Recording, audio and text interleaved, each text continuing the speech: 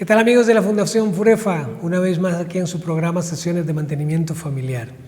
Para quienes vienen siguiendo la serie saben que estamos haciendo un estudio que hemos titulado Restaurando los muros y las puertas del hogar, y hemos tomado un acontecimiento histórico de la vida de Israel hace muchísimos años atrás, bajo el liderazgo de un hombre que era el copero de un rey. No era un rey, era simplemente un servidor, pero asumió el liderazgo para restaurar a la ciudad de Jerusalén y implementó una estrategia muy significativa que dejó una huella muy importante para la historia de Israel, pero también para la fe cristiana y también para nuestras vidas familiares. Y es lo que estamos estudiando.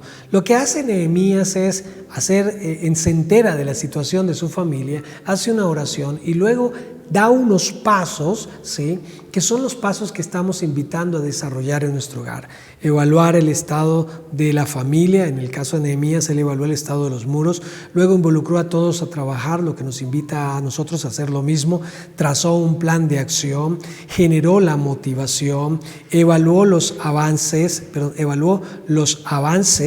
era una evaluación continua. Al evaluar los avances se identificaron los obstáculos, y había obstáculos externos y obstáculos internos, y luego implementó las acciones de mejoramiento, y en las acciones de mejoramiento implementó acciones para los obstáculos externos y acciones para los obstáculos internos. Ya hemos estudiado todo hasta la implementación de las acciones para los obstáculos externos, como la oración, el fortalecimiento espiritual y la entrega de recursos. Él entregó armamento y organizó a las familias, entregó recursos para que se pudieran defender. Pero ahora implementó para los obstáculos internos algunas estrategias, y es lo que vamos a estudiar en el día de hoy. Ahora, el primer elemento, la primera estrategia que Nehemías implementó para afrontar los obstáculos internos, que era el desánimo, que veían todo esto imposible, es decir, había una sensación de impotencia, había un lenguaje derrotista. Entonces Nehemías empezó a implementar lo siguiente. En Nehemías 4:14 dice: después miré y me levanté y dije a los nobles y a los oficiales y al resto del pueblo: no temáis delante de ellos, acordaos del Señor grande y temible, y pelead por vuestros hermanos, por vuestros hijos y por vuestras hijas, por vuestras mujeres y por vuestras casas. Ahora, me llama mucho la atención que llegó un periodo de desánimo, pero Nehemías reenfocó su motivación. La primera vez que los reunió para decirles: vamos a edificar el muro y las puertas, les dijo: y no sigamos siendo la vergüenza de los demás pueblos.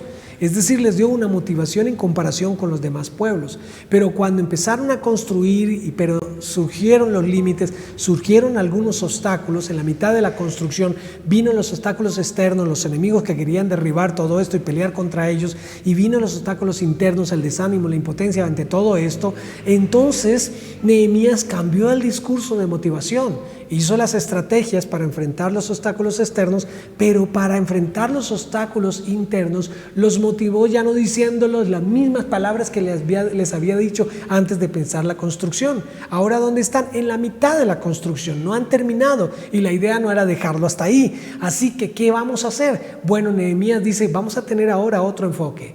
Vamos a hacer esto ya no pensando tanto en los demás pueblos, sino pensando en nuestras propias familias. Así que les dio un enfoque familiar. Se enfocaron en sus familias. Acordaos del Señor grande y temible, y pelead por vuestros hermanos, por vuestros hijos, por vuestras hijas, por vuestras mujeres y por vuestras casas. Enfocó que todo esto que iban a estar haciendo era por el bienestar de sus propias familias. Ahora, por un lado, enfocó o trató de motivarlos desde el orgullo nacionalista. Somos el pueblo judío, no vamos a seguir siendo la vergüenza de los demás. Pero aquí ya no apelaba. Cuando estaban en la mitad de la construcción, ya no servía tanto la motivación de ese orgullo nacionalista. Ahora tenían que enfatizar otro tipo de motivación, y se fue a la motivación de la protección de sus propias familias, de los seres más queridos. A muchos les motiva, les impulsa un nacionalismo. Yo pertenezco a tal país y cuando estamos en deportes y nuestro país está siendo representado en una competencia atlética, nosotros victoriamos a nuestro jugador y queremos que gane. Y cuando él gana, cuando es el que la suda y hace todo el esfuerzo y asume toda la disciplina, pues nos sentimos todos ganadores y no decimos fulano de tal ganó, decimos Colombia ganó, ¿cierto? En el caso nuestro del país donde me encuentro, ¿sí? Soy colombiano, muy orgullosamente. Pero entonces aquí hay un aspecto, ¿sí? El orgullo nacionalista, bueno, hagamos esto porque somos colombianos, pero aquí había algo más importante, más trascendente que el orgullo nacionalista y la protección de sus propias familias. Así que Nehemías dijo, hay otro nivel de motivación a las personas y es: pongan atención, hagan esto con las ganas de que sus familias sean mejores. Vamos a mejorar la calidad de nuestras familias. Nuestras familias van a ser mejor, van a estar en mejores condiciones. Así que metamos el hombro por hacer que nuestras familias sean mejores.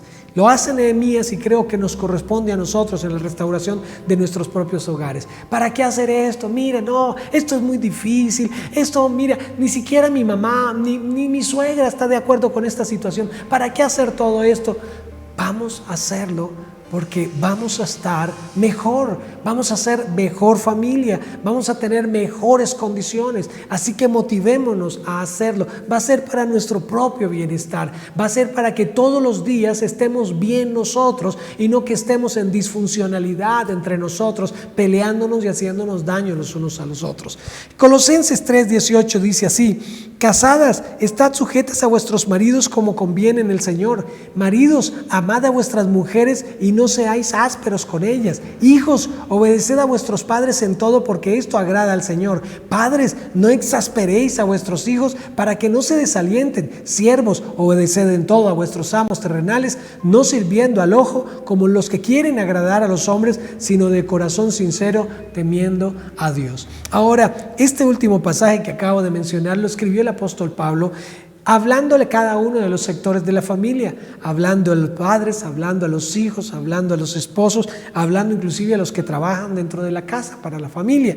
Y estas son una serie de consejos porque siempre Dios quiere el bienestar de nuestras propias familias. Así que creo que el primer aspecto para afrontar los obstáculos internos es: enfoquémonos aquí en nosotros. La situación social alrededor nuestro está terrible, pero ¿de qué pretendemos arreglar los problemas sociales si nuestra propia familia está en la inmunda, como decimos aquí en Colombia? No, trabajemos para que nuestra familia esté bien. Ahora, ¿cómo podemos aportar bienestar a la sociedad desde una familia que está en conflicto?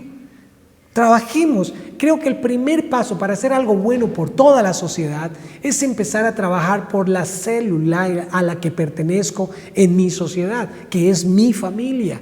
Cuando yo aporto a mi familia bienestar, cuando lidero, cuando participo de manera comprometida en el mejoramiento de la calidad de mi vida familiar, asumiendo responsablemente mi compromiso dentro de la familia, pues mi familia va a mejorar. Y el hecho de que mi familia sea mejor, sea rico estar en mi familia, sea agradable, no significa que no haya una que otra diferencia, pero sabemos sortearlas, sabemos afrontarlas porque ahora tenemos recursos para hacerlo. Entonces nuestra familia va a ser mucho más saludable y esa familia se va a convertir en un referente para inspirar a otras familias, para ayudar a otros hogares que van a querer aprender de nosotros y aplicar las herramientas que nosotros aplicamos para que ellos también puedan mejorar. Y eso va a tener un efecto dominó alrededor de nuestra familia, porque las familias amigas pueden aprender de nuestra familia estos recursos que estamos aprendiendo aquí, siempre y cuando los llevamos a la práctica y no sean un simple ideal en que se queda nuestra familia y no sea un simple ideal en el que nosotros nos quedamos aquí en paréntesis. No, es un objetivo trazado donde todos nos comprometemos, donde hay acción, donde precisamente se convierte en práctica y no se convierte en una fantasía o una ilusión. La segunda cosa que hizo Nehemías en el plan de acción para afrontar los obstáculos internos fue fortalecer la comunicación. En Nehemías 4, versos 19 al 20 dice así: y le dije a los nobles y a los oficiales y al resto del pueblo, la obra es grande y extensa, es decir, no estamos desconociendo la realidad de la situación. Y luego dice, y nosotros estamos apartados en el muro, lejos unos de otros. Y él identificó el problema. Él identificó, hay distancia entre las familias. Y luego dice, en el lugar donde oyereis el sonido de la trompeta, reuníos allí con nosotros. Nuestro Dios peleará por nosotros. ¿Y sabe qué hizo como la segunda estrategia para enfrentar los obstáculos internos? Fortaleció la comunicación. Claro, no se trata de una muralla de un barrio, se trata de la muralla de una ciudad. Eso no era pequeño y no era... Jerusalén no estaba totalmente habitada en aquel tiempo con esas murallas destruidas, así que la poca población que quedaba y que estaba trabajando por la restauración, él los organizó por familia. Ok, esta familia va a restaurar esta parte del muro. Aquí viene la familia Molano que va a restaurar esta parte del muro. Allá viene la familia Martínez que va a restaurar esta parte del muro, y así los asignó.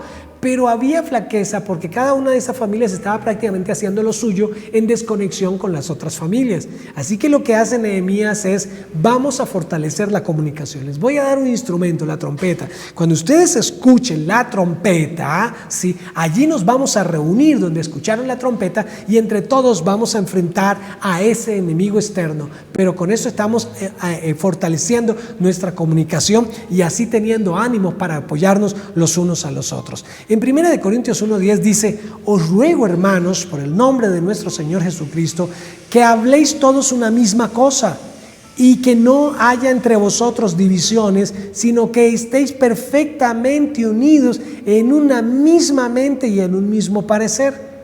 Este es el ideal de la unidad de cualquier comunidad. Esto se le dijo a una iglesia que se encuentra en la ciudad de Corinto, ¿sí? Y se le dijo, tengan esto como clave de la unidad. Hablen una misma cosa, que no haya entre vosotros divisiones, estén perfectamente unidos en una misma mente, es decir, en un mismo enfoque, en una misma visión y en un mismo parecer, en un mismo acuerdo. ¿Estamos de acuerdo con esto? Entonces, estos elementos son los que fortalecen la comunicación entre los miembros de la familia. Y eso es lo que hizo Nehemías. Ahora llevemos eso a la relación de nuestra vida familiar. Hay algunas familias cuya comunicación es un rompecabezas definitivamente. Hay piezas por todas partes y hay que buscarlas en diferentes lugares. Porque desafortunadamente en algunas familias la metodología de comunicación es una metodología silenciosa. ¿Cuál? Mejor no hablemos para no pelear. Y bueno, si no hay comunicación, porque ese tipo de planteamiento sacrifica la comunicación, supuestamente para no pelear, pero si no hablamos, ¿cómo vamos a resolver los problemas? Así que si su método para resolver problemas es el mutismo, el me quedo callado para no pelear, no va a poder resolver los problemas. Otros usan como método el voy a demostrarle a usted que usted está equivocado, que soy yo el que tengo la razón. Y eso definitivamente tampoco aporta mucho, porque hay conflictos de poder donde juntos van a sentarse a pelear para demostrarle al otro que tienen la razón, y ahí no llegamos a ninguna parte. Otro de los conflictos o metodologías en la comunicación es, ay, mira esta situación tan terrible, mira, llevamos años en esta situación, y es simplemente la alaraca que describe la situación, pero no le aporta ninguna solución.